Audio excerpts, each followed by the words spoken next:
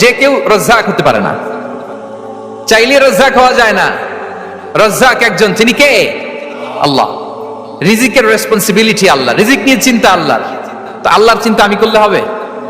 বলেন, যেটা দায়িত্ব আল্লাহ, যে রেসপন্সিবিলিটি আল্লাহর, ওই রেসপন্সিবিলিটি আমি নিলে হবে? হবে না।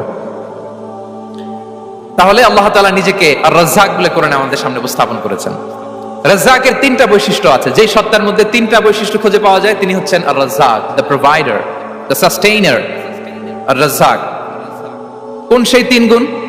এক নম্বর গুণ হচ্ছে নো ডেফিসিয়েন্সি, তার কোনো অভাব থাকবে না।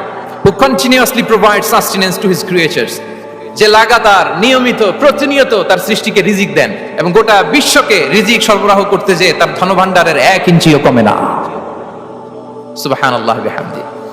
এই যে সাইয়েদনা আদম আলাইহিস সালাম থেকে শুরু করে আপ আনটিল নাও গোটা বিশ্বের সবগুলো মানুষকে, জিন জাতিকে, পক্ষীকুল, সাগরের অতল গহ্বরে দ্য ব্লু ওয়েল, নীল তিমিগুলোকে, বিশাল মাছগুলোকে, এই সব কিছুকে যে আল্লাহ তাআলা রিজিক সরবরাহ করছেন, আল্লাহর যে ধনভাণ্ডার একটু কমে আসার কথা না এতদিনে? কি বলেন? এত হাজার হাজার বছর রিজিক দেওয়ার পরও তার ধনভাণ্ডার কমে নাই না।